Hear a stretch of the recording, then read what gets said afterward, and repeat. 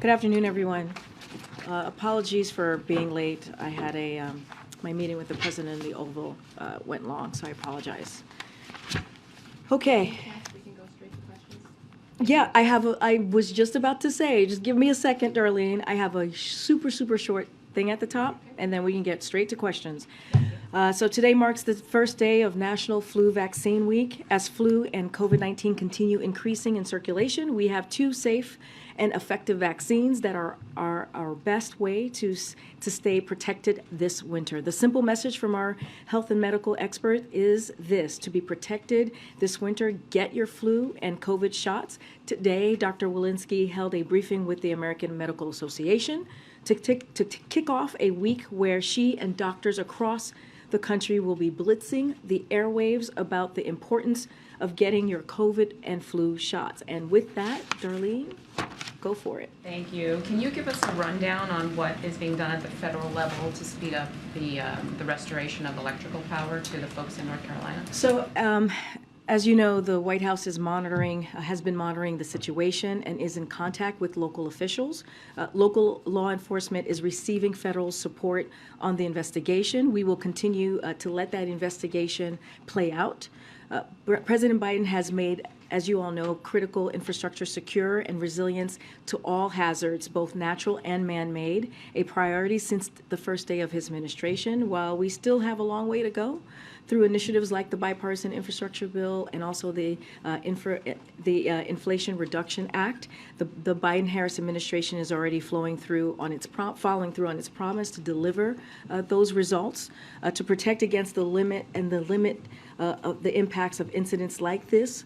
We've closely worked with private sector to strengthen resilience against the full spectrum of potential threats, including through utilizing new technologies and improving how government communicates and shares threat information with the private sector, which owns the majority of our nation's critical infrastructure. Department of Energy, Department of Justice, including the FBI, will be your best place to get more specific information. But again, we're going to let the investigation play out. But on the issue of restoring power, authorities there are saying it could be until Thursday before power is restored. Understood. So, we have been in touch with local officials, and we're going to provide any assistance needed to help them on the ground. Yeah, thanks, Karine. On Friday, you said there were no plans of going to Congress for any legislative changes to the IRA for France and Europe. Over the weekend, there were some French officials who said that one way of making the tweaks that President Biden proposed to the IRA was through executive orders, and we're wondering if the administration has already started working on certain EOs, or if you're planning to work on them going forward. Can you offer any specifics? So there's two things. The first thing is the president was clear that there are ways that we can address Europe's concerns, right? The concerns that they actually have. This is a matter we are working through substantive consultation with our European counterparts. We don't want to get ahead of that process, but we're going to have those conversations and find ways to, again, address their concerns. I was speaking to specifically like glitches that might be that we have heard about in this particular piece of this law now. And so what I was saying, no, we don't have plans to go back to Congress on that.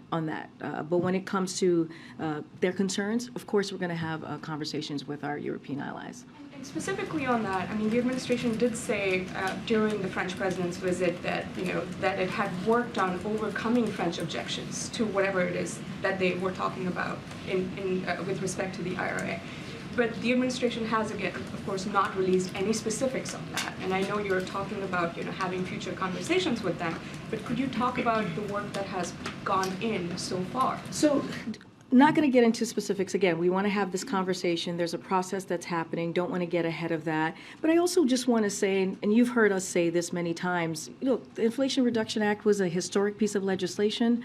It's going to help Americans, millions of Americans across the country, as we talk about lowering costs, as we talk about really attacking the number one priority when you think about the economy for the president, which is lowering costs on health care, lowering costs on energy, doing that historic investment investment on fighting climate change. So this is something that the president is very proud of, and it's going to really, truly change lives. When it comes to the concerns of our European partners and allies, certainly we're going to do our best to have those conversations, but I'm just not going to get ahead of the process that's currently happening.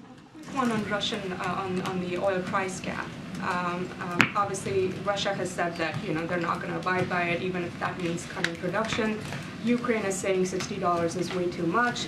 Russian oil blends are selling in Asian markets at $79 a barrel, which is like $20 higher per barrel, and which kind of shows that there's willingness to buy oil from Russia at that price.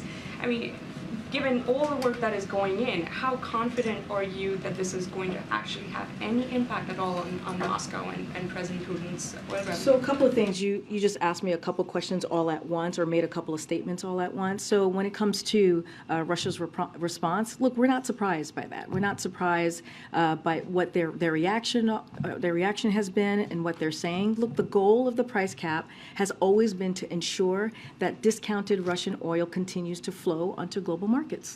And even as we limit the energy revenue that Russia is using to fund its illegal war in Ukraine, and so we believe that the cap at this level maintains clear incentives for Russia to continue exporting. Not doing so would have serious repercussions for Russia, and so that's how we see this process moving forward. I know that you were mentioning why 30 and not 60, and I know that there's been some comments out there.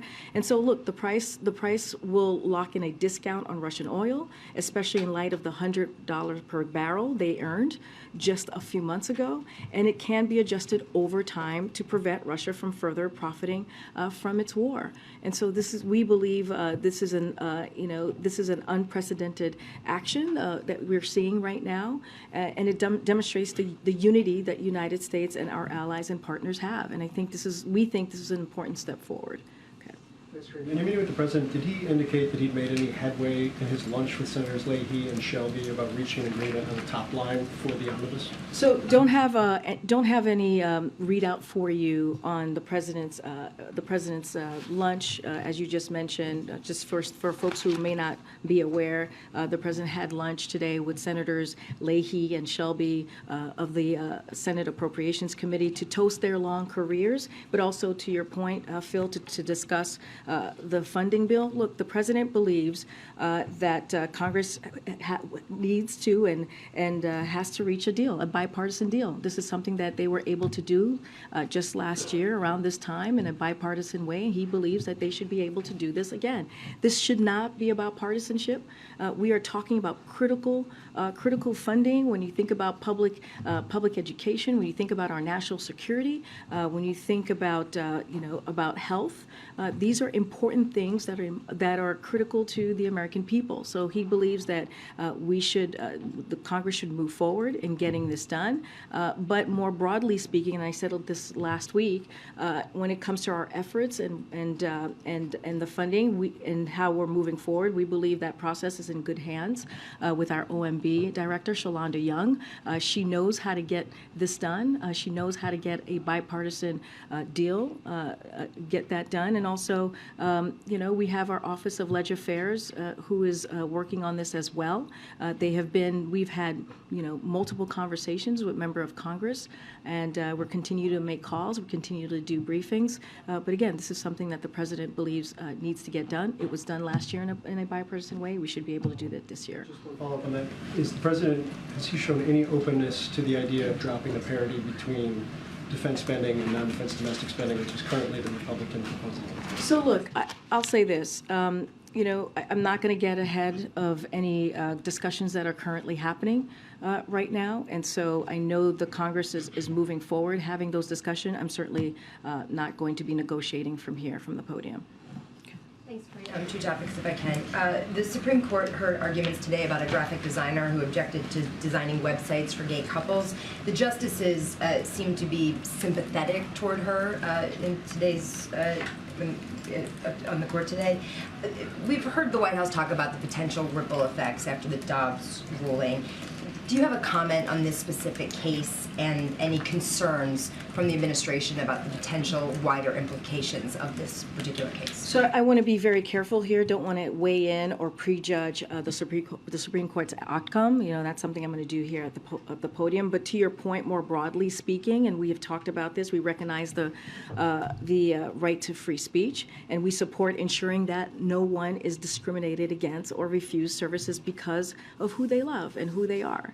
And so, as you know, we've been very clear about that. The administration believes that every person, no matter their sex, race, religion, or who they love, should have the equal access to society, including access to products and services on the same terms as other members of public. Look, the Department of Justice said in its brief that for decades, non-discrimination public accommodations laws have coexisted with the First Amendment.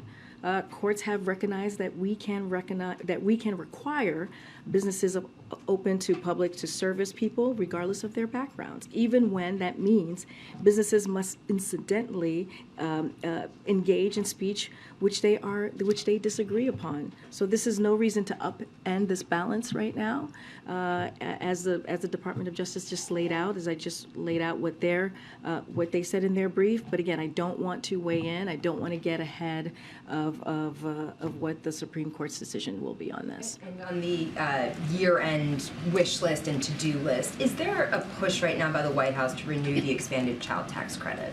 I don't have anything new to share on that particular piece of legislation or a plan that's incredibly important to the president. As you know, he included in the American Rescue Plan, and it was able to cut child poverty in a historic way. So again, important issue for this president. Don't have anything to share to share further on that particular plan moving forward. Okay. Hey, thanks, Karine. I wonder if you could give more detail about the Wednesday event about the rise of anti-Semitism that's hosted by the second gentleman. Messed that Are up? you going to call him the first gentleman? Slipped up. How long has it been in the works, and what do you hope what does the White House hope Mr. Imhoff adds to the debate? So a couple of things just to give you some insight of what's going to be happening with the roundtable talks, the anti-Semitism roundtable talks that the second gentleman will be hosting. So first and foremost, President Biden has consistently spoken out. I just want to make sure that's clear against anti-Semitism, its rhetoric, its hate, and all of the vile language that we have been hearing, which is incredibly dangerous this past couple of weeks. And so we're going to continue condemning anti-Semitism and hate wherever it exists. It should not have a place in our society. And so you'll continue to hear that. The president says silence is complicity. And so, that is something that we will make sure that we continue to condemn. Now, as it relates to Wednesday, the second gentleman, Douglas Emhoff, will convene a roundtable with Jewish leaders from across the country. The roundtable will include leaders of Jewish organizations fighting anti-Semitism that represents the wide range of Jewish community, from students to seniors, and including Reform, Conservative, and Orthodox denominations. And the second gentleman will be joined by Ambassador Susan Rice, White House Domestic Policy Advisor Ambassador Deborah Lipstadt, Special Envoy to Monitor and Combat Anti-Semitism, and Keisha Lance Bottoms, Senior Advisor to the President for Public Engagement. He felt it was important to host the roundtable, given the rise, as I just was mentioning, of anti-Semitism that we have seen over the past several months, and even longer. This is something the second gentleman takes very personally. He is the first Jewish person in this role, the first Jewish individual married to a president or a vice president. He has said himself that he is in pain. And that this is something we cannot normalize, and that's one of the reasons, as I just laid out, that he wanted to do this personally. Just a follow. Is it something that he asked for, or something that the president directed him to do? Well, I just laid out, the president has been very clear in condemning anti-Semitism, the hate that we have been seeing, racism, the increase of hatred that we've been seeing just the past several months. So this is something that his administration more broadly is going to continue to do when we talk about condemning that type of speech. But look, I just laid out, this is something, when it comes to this roundtable that the second gentleman is holding, it's something that is very personal to him and important for him, that he believed that he needed to do. And clearly, it's part of our administration's response, and certainly we'll welcome it. Thanks, Karine. To follow up a little bit on that, the week ahead after Wednesday, there were no public events for the president. Is that so he can take a more hands-on approach to the spending deal if necessary? And can we expect him to drop by that anti-Semitism roundtable on Wednesday? It's a good question. I don't have anything to preview at this time on if he'll be able to stop by. Clearly, we're always working through the president's schedule, as you know. But just to lay out the president's engagement on the as we're discussing the government funding bill. Look, as you know, he had the Big Four here last week in leadership to talk about. They talked about this. You saw it in the readout.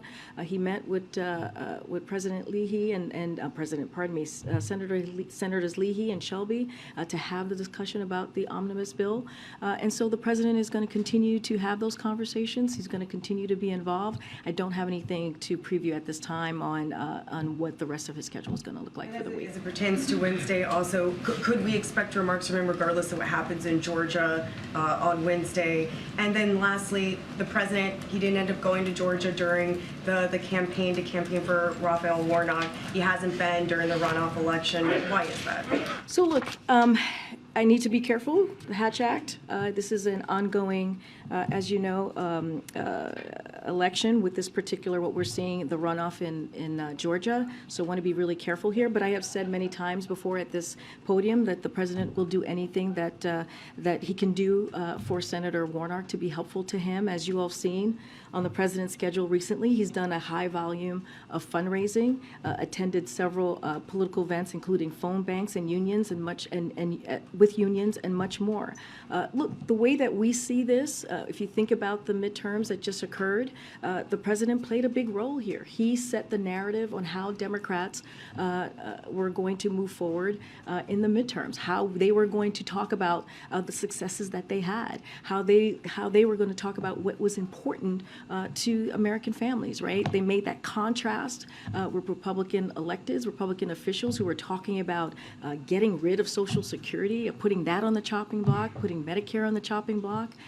He talked about the freedoms of the American people wanted as it relates to Roe v. Wade and how we saw the Supreme Court get rid of Roe. And we talked about that and how Republicans wanted to put a national ban. They were pushing for a national ban, and it didn't matter which states, if you're a red or blue state. And this is the thing that the president talked about, and others followed. So the president played a big role in setting that narrative, setting that contrast. And let's not forget the successes that we have seen, his economic policy successes, as we talk about the bipartisan infrastructure legislation, the Inflation Reduction Act. Those are the things that the president was able to get done, and Democrats were able to run on it.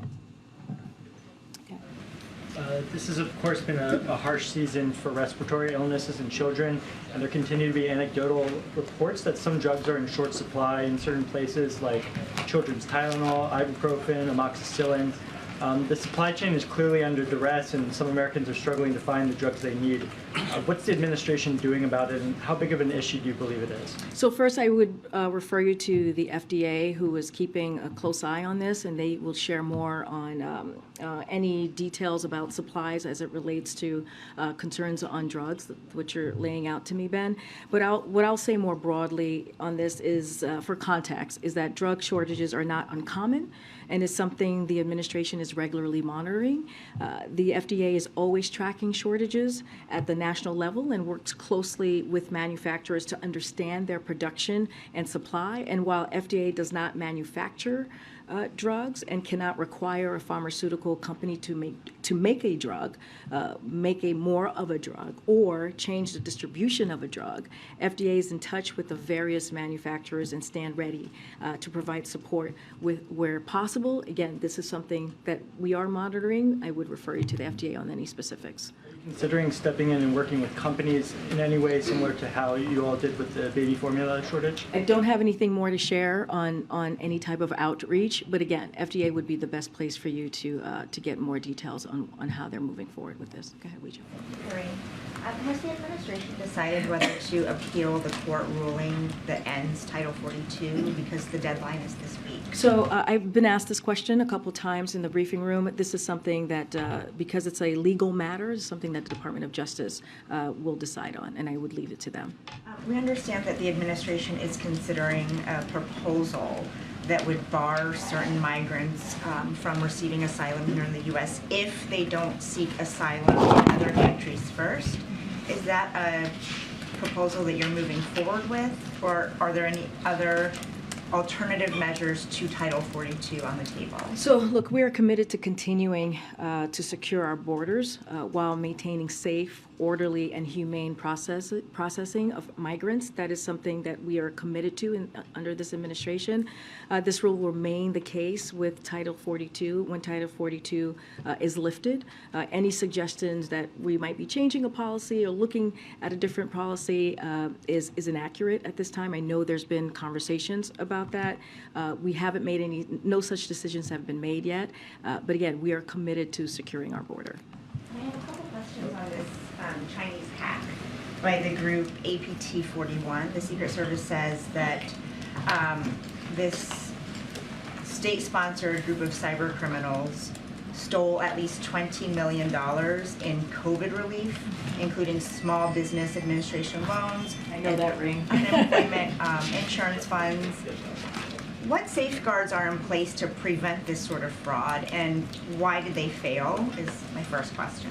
So look, we don't comment on specific law enforcement cases, so clearly not going to do that from the podium, but the president has continually embraced and called for strong oversight and enforcement against potential fraud.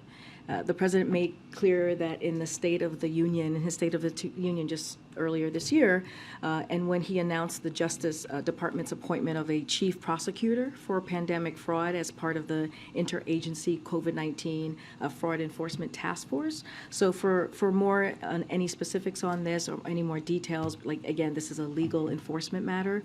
This is something that the Department of Justice would be.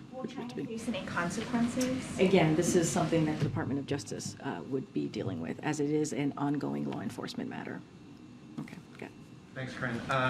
On the trip tomorrow, President Biden has visited a lot of semiconductor plants. Can you just talk about what makes this one special? Is it based on that it's run by Taiwan company? Is it advanced chips? What's kind of differentiates this trip? So it's a very good question. We are going to be having a background call this evening at 6:30, which is going to be led by Brian Deese. And so I would encourage all of you to join that background call, and you'll have more specifics. I'm sorry, a backgrounder. Backgrounder, yes, it's a backgrounder. And it'll, as you know, it's usually lifted the next morning. So yes, it is a background call with Brian Deese that'll happen at 6:30. So again, I'll encourage all of you to join.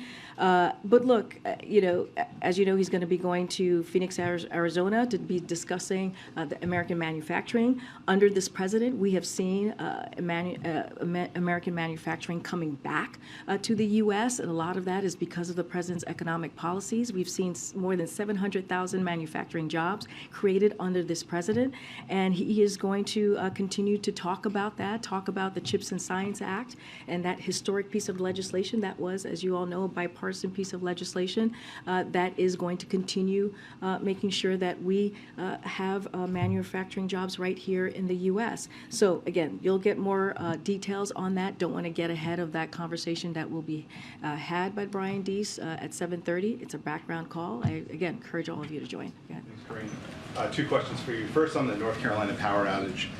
The local authorities have said they believe it's an intentional attack. Is the White House aware of any motive that might have been behind that? Again, I'm just not going to get ahead of the process. It is being looked at, investigated currently. I'm going to let that investigation play out.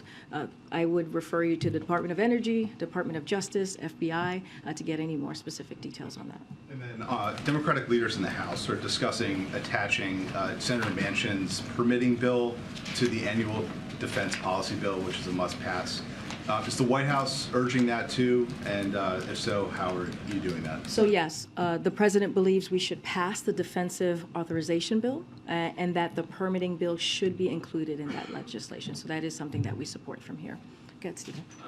Other things on the to-do list, the antitrust tech bill.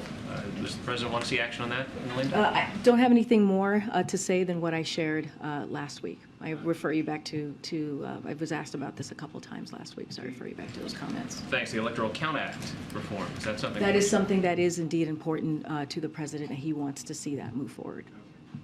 There was word today of an agreement in principle between Senators Tillis and Sinema on immigration reform. Is that something? So we haven't seen all of the kind of the language on that particular bill, so don't want to comment from here.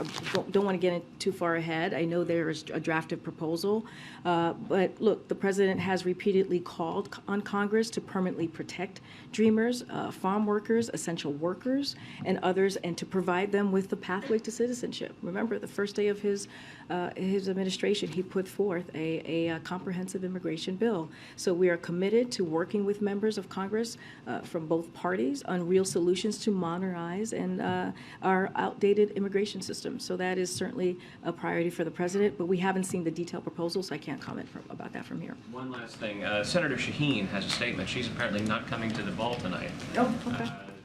She's upset that the president endorsed a proposal to put South Carolina ahead of New Hampshire, and she says that New Hampshire is now vulnerable for her party. Does the president have a response to that? So look, we honor the Hatch Act, as I mentioned many times before here, as we are talking about a potential election, a 2024 presidential election. But looking backward, it is the ultimate irony, that the 2020 election was proven by the Trump administration's Homeland. Oh, sorry, I think I got ahead of myself there. We take the law very seriously here, and so that's the number one thing. And again, I want to be very careful because of 2024. And it places strict limits on what I can say because of the Hatch Act about future elections and, of course, political party processes. I know I was asked this question many times before about the DNC, and so I've always referred folks to go to the DNC. But again, as a candidate in 2020, and as we have heard the night of the New Hampshire primary, Joe Biden was very clear that to him, respecting our diversity as a nation and breaking down barriers for our people is a fundamental principle. And so he believes that what Democrats in office stand for, and he has upheld that principle as president. And so, again, you've seen him do that throughout his almost 2 years in administration, making sure that we see the diversity within his administration that is represented clearly across the country, and he wants to honor those values. And so that's as far as I'm going to get from here about the specific calendar. Again, don't want to get into politics as it relates to political parties. Okay. Karine, can you talk about with Congress considering repealing the COVID vaccine mandate for service members in the NDAA? John Kirby spoke earlier about the president's position, Secretary Austin's position of wanting obviously to keep it. So what is the White House prepared to do for that aspect of it, and is the president personally engaging with lawmakers on this? So look, when the president met with the Big Four just last week, as you all know, Leader McCarthy raised eliminating the requirement that service members be vaccinated against COVID-19. So clearly they had a conversation, as you asked me about talking to members. The president told him that he would consider it, but also made clear that he wanted to consult with the Pentagon. And since then, as we've all heard, the Secretary of Defense has recommended retaining the mandate. That's because the COVID vaccination requirement was put in place to keep our service members safe and healthy and prepared for service. And I would remind, I remind all of you that the Pentagon has a range of vaccines. It has long required. So this is nothing new. Again, this is, there's history here. There's precedent. So with respect to NDAA. Those discussions are ongoing. I don't want to get ahead of it, but clearly, as I just mentioned, it was brought up in their conversation that he had with the Big Four last week. Has he had conversations about it since then? I don't have anything else to preview at this time for you on conversations specifically on the NDAA. I can say that we're just not going to get ahead of the process that's currently happening in Congress. And you said from the podium that the White House isn't going to respond to every single thing that former President Trump says or does, but the White House also did put out some statements over the weekend about his calls to essentially overturn the 2020 election and put aside the Constitution. So I'm wondering if you can elaborate on that and share more about in response to his comments. So look, and again, he is a declared candidate, so want to be very careful on how I respond to someone who has declared in 2024. But this is what I was trying to say earlier. As it relates to 2020 and election conspiracy. Look, it's an irony, right? That 2020 election was that he says this because ultimately it was proven by the Trump administration's Homeland Security officials to be the most secure of all time. And not just the Homeland Security officials, it was also upheld by Trump's administration's Attorney General and by over 80 federal judges, of whom were nominated by Donald Trump himself. And so in 2022, the American people came together just past midterms and utterly rejected the dangerous conspiracy that we have been hearing, the big lie that we have been hearing from the former president, but also many Republicans. And so, look, American people have been very clear. They oppose the way that Republicans have talked about this. They oppose the violent rhetoric that extreme MAGA officials have engaged in. And so we should listen to what the American people had to say just a couple weeks ago. Go ahead. Karine. Yeah, and then I'll go back. Thank you. Okay, thanks. Just on Arizona again, is there another side to this trip, a political side and beyond the chips aspect? Because he's done a lot of similar speeches in future or current plans. Probably to a lot of Americans, Arizona, politically speaking, might sound like that place where they have a lot of election deniers. So it's kind of a hot spot politics. So I'm not going to get ahead of the background call that's going to happen at 6:30. I'm going to let Brian D. speak to why this trip is so important, what TSMC's semiconductor material manufacturing facility is a big deal. And so don't want to get ahead of it. I will encourage you to join the call, and you'll hear more about the president's trip tomorrow. Okay, but I mean, I'm not talking on the chip side, right? I know you're asking me if there's. Is there a message politically? If you're asking me, oh, because it's in Arizona. Yes. Why? Because he's been to a bunch of places that are, relatively similar. No, I hear your question, but the president's. It's a very different part of the country. No, I hear your question, but the president has said this over and over again. He's a president for everyone, whether you live in a red state, blue state, purple state. This is about delivering for the American people. This is about keeping his promises as he moves forward with his economic policies. Look, the CHIPS and Science Act is a historic piece of legislation that is going to bring, and we're seeing this already, manufacturing back to the U.S. and has created hundreds of thousands of manufacturing jobs. And so that's why this is an important move forward that we're seeing with this particular facility in Arizona, and he wants to highlight that. He wants to lift that up. And so I don't want to get ahead of what the announcements are going to be or what he's going to talk specifically about what we're going to see at this facility tomorrow. But as you think about politics, as you're asking me this question, again, this is a president who has been very, very clear. He's going to deliver for all Americans. Very, very quick one about the medical. I think you've said previously that part of the medical has been done already, physical exam. When will the rest of it be done, like very roughly? Is it by the end of the year? Or? Don't have any specific dates to lay out or timeline to lay out. I can say, I think I've said this last week, it was going to be in the next few months. We will release the president's physical in the same fashion, in the same transparent fashion as we did last year. Karine, thank you so much, Karine. This morning, the National Security Advisor met with President-elect of Brazil, Lula, for about 1 hour and 30 minutes.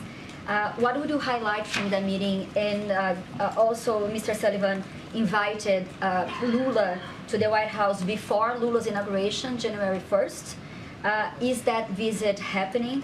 And why is the White House extending this not very common invitation to Lula even before he's the president? So to your first question, the two of them had a wide-ranging and productive conversation about how the United States and Brazil can continue to work together to address common challenges and deepen our strong bilateral relationship. And we will have a fuller readout of the visit, Jake Sullivan's visit to Brazil later today, and you'll have more details on that. To your last question, look, we will have more to share on that soon. As your question to a visit, look, this is really important to the president. We have said before we've been working with members of incoming Lula's administration for face-to-face engagement. That's nothing new. We've talked about that, and we at high levels, so that we can hit the ground running once President-elect Lula becomes president in January. So this is something that we have been very clear about, very transparent about. Again, as I just stated, we want to hit the ground running with that relationship, that important bilateral relationship that we have with Brazil. And did the White House decide who you guys sending to the inauguration? It's going to be the vice president. The delegation, Yeah, U.S. the delegation. Yeah, he's going to be leading the delegation. We'll have more to share on what that makeup of the delegation might look like. I don't have anything to share for you at this time. Okay. Great, thank you. The administration said they're going to refill the Strategic Petroleum Reserve under $70 a barrel.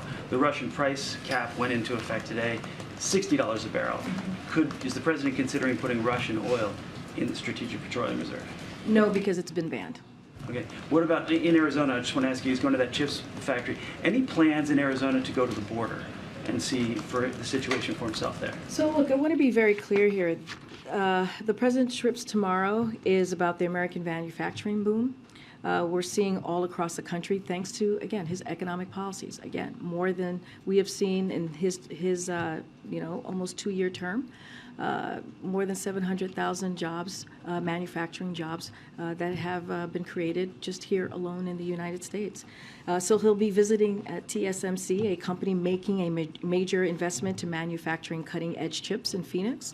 This investment will bring new jobs and economic opportunity to Arizona, very important to the people in Arizona, and it's in large part thanks to the CHIPS and Science Act the president signed into law. And a historic, let's not forget, a bipartisan piece of legislation. And look, we should be able to reach a bipartisan, bipartisan agreement on immigration too. And that's what we're calling for, right? We're asking for Republican officials to come and work with us, and let's have a bipartisan agreement on immigration instead of doing political stunts, instead of doing what they're doing, going to the border, not actually coming up with any real ideas about that. That's where I will leave it. That's what the president is doing tomorrow. He's going to go to Arizona to talk about an important initiative that's going to change Americans' lives, specifically in Arizona. Just a follow-up on Edward's question. If the president is not going to make time to visit the border during his trip tomorrow to a border state, will he do it in New Year? Look, I addressed this last week about the president visiting the border. I'm not going to go beyond what I just laid out. I think, and we believe, the question again, as I was just answering to your colleague in the back, is that what are congressional Republicans going to do to actually deal with this issue? Instead of doing political stunts, many of the political stunts that hurt families, that hurt kids, that hurt children, right? That hurt people who are coming here to try to seek asylum, leaving a dictatorship. Instead of going to the border and talking about things that not going to actually deliver and keep our border safe, why don't they work with us? Why don't they actually do something? Why don't they actually, help the president get the funding that he requested, historic funding, into the Department of Homeland Security? That's one way of doing that. But again, they're playing political games and doing political stunts. The reason I ask is just because the president had said previously that he hadn't had a lot of time to get to the border. He's going to a border state tomorrow, so you think maybe there would be time there.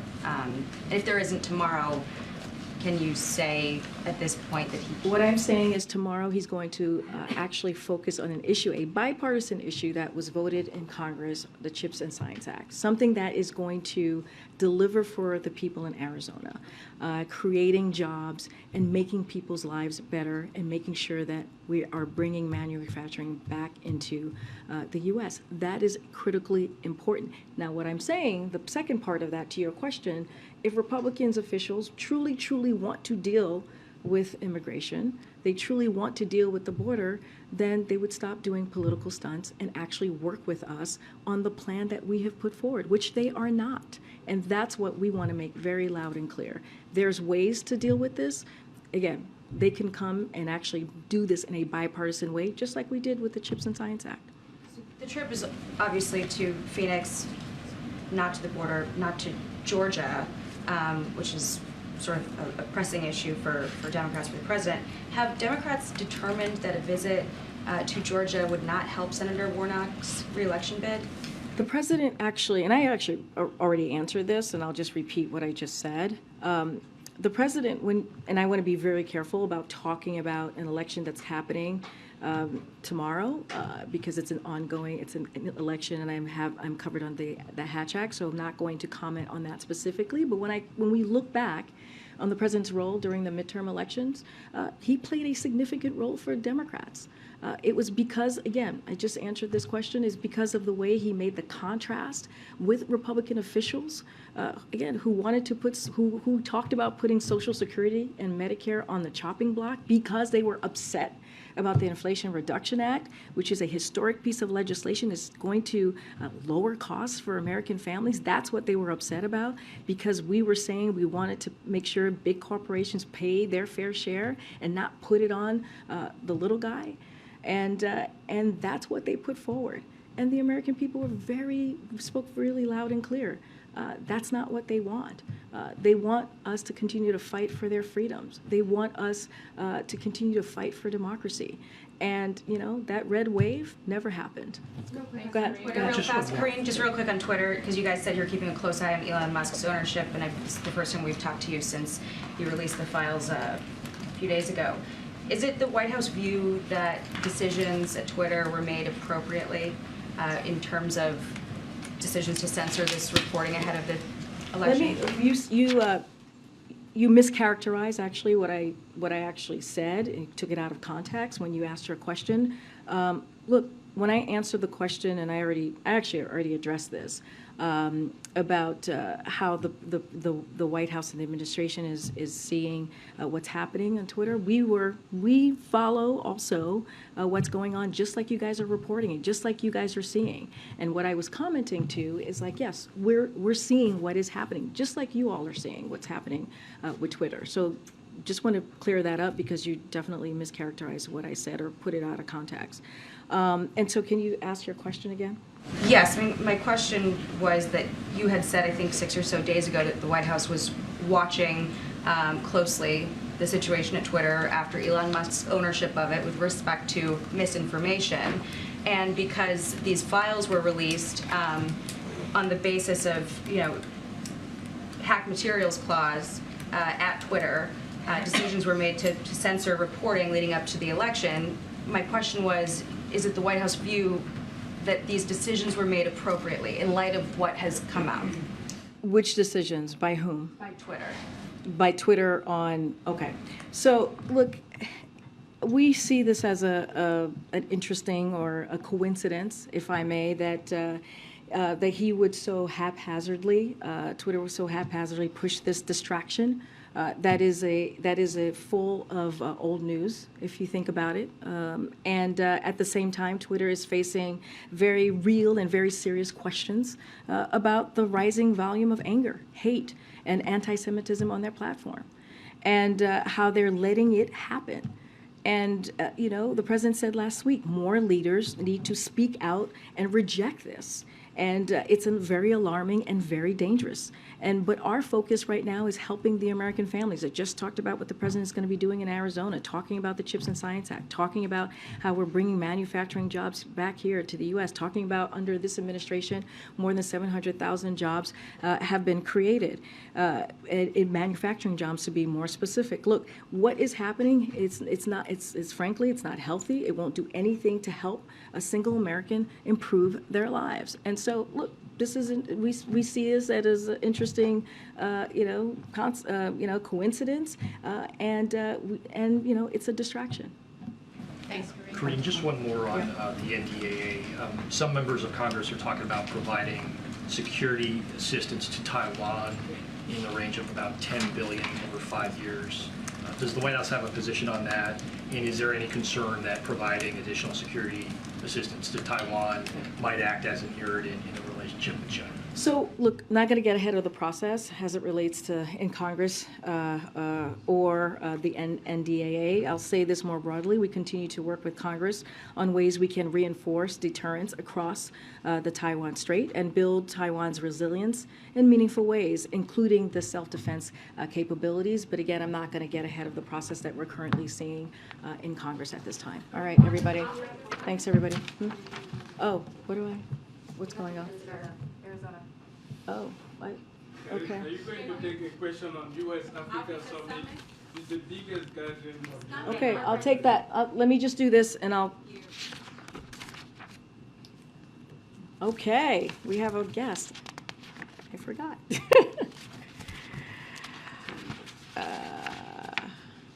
Okay, so we are pleased to have a local reporter from the Arizona Republic and Arizona Central join us in the briefing room today and ahead of the president's trip, as we've been talking about Arizona and the CHIPS and Science Act.